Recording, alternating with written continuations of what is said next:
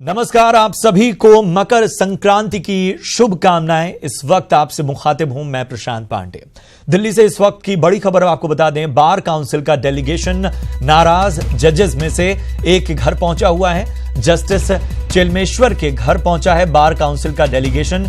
Justice Chelameswar के आवास पर बार काउंसिल का प्रतिनिधिमंडल इस वक्त मौजूद है। जस्टिस चेलमेश्वर समेत 4 जजों ने शुक्रवार को बाकायदा प्रेस कॉन्फ्रेंस की थी। 4 जजों ने सुप्रीम कोर्ट के प्रशासन पर, सीजेआई पर सवाल उठाए थे और इसमें बार काउंसिल ने अब अपना दखल दिया है और इस वक्त बार काउंसिल का प्रतिनिधिमंडल जस्टिस चेलमेश्वर के घर पहुंचा हुआ है। जस्टिस चेलमेश्वर उन 4 जजों में से एक हैं जिन्होंने सीजेआई और सुप्रीम कोर्ट के जो प्रशासन है उस पर सवाल उठाए थे। तो इस विवाद को सुलझाने की पहल अब बार काउंसिल ने की है। जस्टिस चेलमेश्वर के घर पहुंचा हुआ है बार काउंसिल का डेलीगेशन।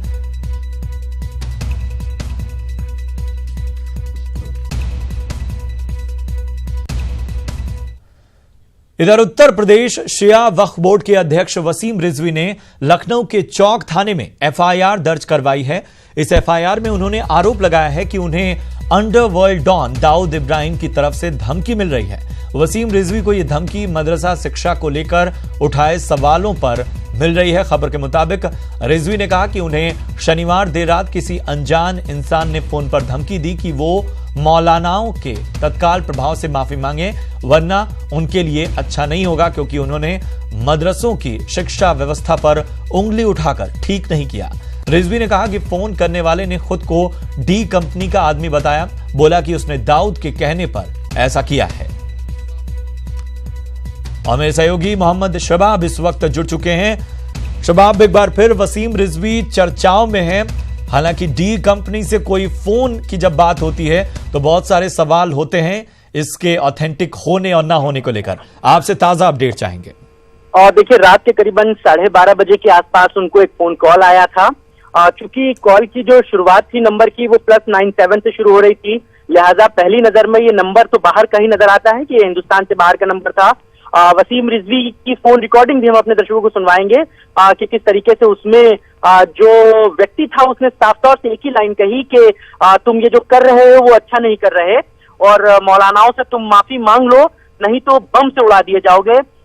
इसके बाद हालांकि वसीम रिजवी ने काफी लंबी उससे बातचीत की। वो व्यक्ति बहुत ज्यादा नहीं बोल रहा है, कॉल डिटेल भी हम लोगों के पास है जिसको हम लोग सुन पा रहे हैं, जिसमें वो सिर्फ एक ही बात कह रहा है कि तुमको मैं समझा रहा हूं, तुम समझ नहीं रहे हो और ये अच्छा नहीं कर रहे हैं। मैंने फोन तुमको सिर्फ समझाने के लिए किया था, बाकी तुम जानो, अब तुम्हारा अंजाम भुगतने के लिए तैयार रहो। इस तरीके की बातें उस फोन रिकॉर्डिंग में सुनाई दे रही हैं। हालांकि इसके तत्काल बाद वसीम रिजवी ने शिकायत एसएसपी से की और उनकी एक एफआईआर को पास के ही नजदीकी थाने में दर्ज कराया गया है उनकी शिकायत को। और नंबर जो ट्रेस हो पाया है अभी प्रशांत, वो नेपाल का बताया जा रहा है। हालांकि शुरुआत में ये दुबई या पाकिस्तान का बताया जा रहा था, लेकिन वसीम रिजवी से हमारी बात हुई तो उन्होंने कहा कि ये नंबर जो है वो नेपाल का ट्रेस हुआ है अभी जो पता चल पा रहा है। लेकिन धमकी भरा फोन था। हाल फिलहाल के दिनों में वसीम रिजवी ने बयान जो दिए थे मदरसों को लेकर वो चर्चाओं में बने हुए हैं, विवाद उसमें बने हुए हैं और इसी से देखा जा रहा है। जैसा कि बात कही जा रही है, जितना ट्रेस हो पाया, और अगर हम वसीम रिजवी की बात को सही माने कि ये नंबर नेपाल का है, हालांकि आप ये कह रहे हैं कि कॉल डिटेल में वो डी कंपनी वाली बात कहीं जिक्र नजर नहीं आ रही, तो फिलहाल क्या इस मामले को बहुत ज्यादा गंभीरता से पुलिस देख रही है या केवल अभी शिकायत दर्ज की गई है, देखा जा रहा है, बाकी चीजें जांच के दायरे में है? नहीं, उसमें फोन कॉल में उसने अपने आप को दाऊद इब्राहिम के यहाँ से फोन करने वाला बताया है। प्रशांत, साफ साफ वो बात सुनी जा रही है। उसने पूछा, वसीम रिजवी ने पूछा है कि कौन बोल रहा है, तो उधर से आवाज आ रही है कि दाऊद इब्राहिम के यहाँ से बोल रहा हूँ। इस तरीके की बात कह रहा। हालांकि जो बोलने वाला है उसकी जो भाषा है वो अगर हद तक आप समझने की कोशिश करें तो पश्चिमी यूपी का एक टोन नजर आता है उसमें, जिस तरीके की वहां की खड़ी जुबान है उस तरीके की बातें। हालांकि अभी पुलिस भी इस पूरे मामले की तफ्तीश कर रही है कि एग्जैक्टली ये फोन कॉल कहाँ से आया था। चूंकि नंबर सब हम अपने दर्शकों को दिखा रहे हैं और इन नंबरों के जरिए ही पुलिस भी ट्रेस कर रही है कि ये नंबर कहाँ से कहाँ का है और कौन इसका मालिक है और किस तरीके से फोन कॉल आई है। पुलिस खुद बड़ी गंभीरता के साथ पूरे मामले की तफ्तीश में जुटी हुई है। फोन करने वाला कौन था और क्या इसके पीछे की मंशा है, ये भी बहुत जल्दी पता चल जाएगा। क्या वसीम रिजवी ने सुरक्षा की भी गुहार पुलिस से की है? क्योंकि अगर इतना धमकी भरा फोन है, उन्हें सीधा अंजाम भुगतने की चेतावनी दी जा रही है इस फोन में। देखिए, वसीम रिजवी ने अपनी सुरक्षा की मांग 2 दिन पहले ही कर दी थी। उन्होंने सबसे पहले, चूंकि जब से उन्होंने ये बयान दिया है प्रशांत, तब से ही उनको छुटपुट जो है फोन आ रहे थे। इस तरीके की धमकियां उनको छुटपुट जो है वो बहुत दिनों से ही आने लगी थी बयान के तुरंत बाद ही। तो तत्काल प्रभाव से वो एसएसपी से मिले थे, जिसके बाद उनके घर के बाहर 2 पुलिस वाले भी तैनात कर दिए गए थे।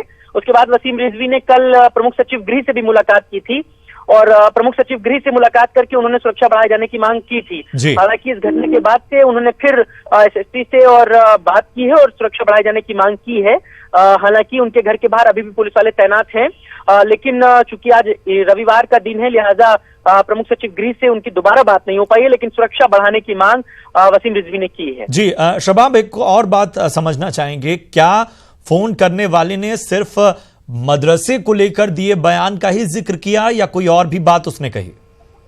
नहीं प्रशांत, उन्होंने सीधे सीधे बस यही बयान का जिक्र किया। उन्होंने कहा कि तुम जो इस तरीके के बयान दे रहे हो इस समय तुम अच्छा नहीं कर रहे और मुसलमान बच्चे मरते हैं तो अच्छी बात नहीं होती। इस तरीके की बात उधर से कही जा रही है। तो वसीम रिजवी ने भी उसका जवाब दिया कि मुसलमान बच्चे मरते हैं किसी के लिए अच्छी बात नहीं होती। लेकिन चूंकि उसने जब ये बात कही कि मैं दाऊद इब्राहिम के यहाँ से बोल रहा हूँ, तो सामने वाला भी फौरी तौर पर पहली बार में तो थोड़ा सा पका ही जाता है। जी शबाब, आप हमारे साथ बने रहिए, जरा हम वसीम रिजवी का बयान सुनाते हैं। हाँ बोल रहा हूँ। हेलो भाई, का मैसेज कर लिया? कौन बोल रहा है? कौन बोल रहा है भाई? शर्म नहीं आ रही तुझे? मुसलमान होकर मुसलमानों को मरवाने की बात करे? अरे अब भाई मैंने कौन से मुसलमानों को मरवाने की बात करती भाई? मैं अगर मुसलमानों के बच्चों को अच्छी शिक्षा देना ये मुसलमानों को मरवाना है तो मैंने तो ऐसी कोई बात नहीं की भाई। मुसलमान मरे तो आवाज क्यों नहीं उठाता? अरे भाई बिल्कुल आवाज उठाई जाती है, अगर कोई मुसलमान मरता है तो बिल्कुल सब लोग मिलते हैं। मुसलमान क्या कोई भी मरे गलत है? और हर आदमी, हर मुसलमान आवाज उठाता है। भाई मैं कहता एक बार समझा दीजिए उसे, क्लियर समझा रहा हूँ। अरे भाई कौन भाई कौन बोल रहे हो भाई? भाई को ना जाने तू, दाऊद भाई का नाम सुन रखा है? कौन भैया कौन? अरे हेलो, दाऊद इब्राहिम। हेलो बोल लो। हाँ बोल रहा हूँ। हेलो भाई, का मैसेज कर लिया? कौन बोल रहा है? कौन बोल रहा है भाई? शर्म नहीं आ रही तुझे? मुसलमान होकर मुसलमानों को मरवाने की बात करे? अरे तो सुना आपने कि किस तरह से इस फोन की बातचीत में बार बार ये व्यक्ति कह रहा है कि तुम्हें शर्म नहीं आती, और जब बार बार वसीम रिजवी उससे पूछते हैं कौन बोल रहा है तो पहली बार वो स्पष्ट जवाब नहीं दे पाता और बाद में वो दाऊद का नाम लेता है। शबाब हमारे सहयोगी इस वक्त लगातार हमारे साथ जुड़े हुए हैं।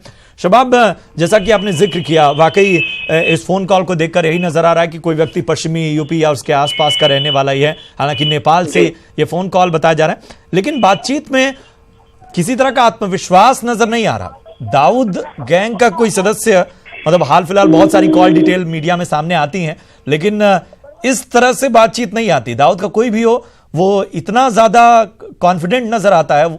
दाऊद का नाम लेने में भी वो हिचक रहा था। बिल्कुल, देखिए प्रशांत, ये बात तो साफ तौर से है कि जो फोन भी कर रहा है वो भी थोड़ा हेजिटेट हो रहा है।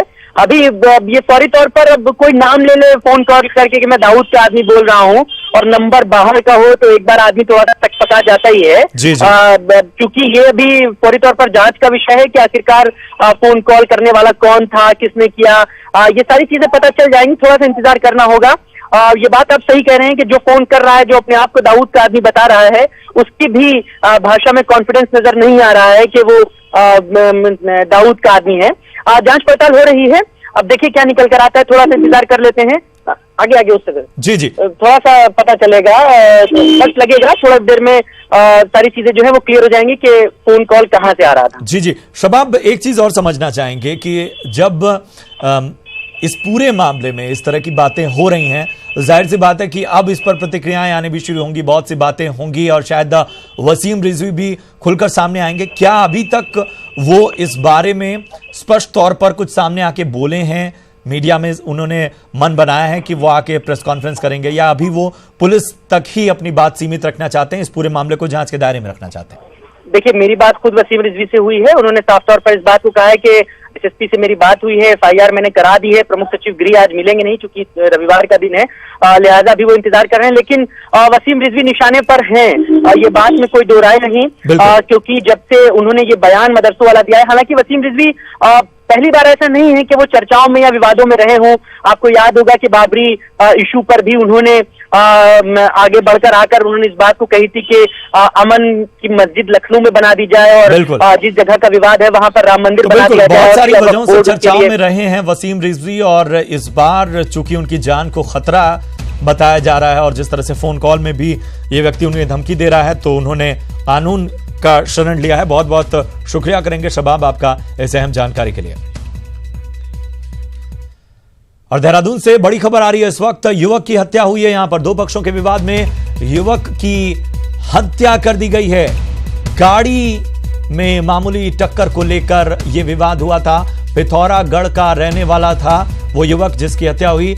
मुकेश मेहर आरोपी सुमित राठौड़ को पुलिस ने गिरफ्तार किया है। पटेल नगर क्षेत्र के मंडी चौक के पास की यह घटना है। तो मामूली टक्कर गाड़ियों में हुई और यह विवाद इतना बढ़ा कि एक युवक की हत्या कर दी गई।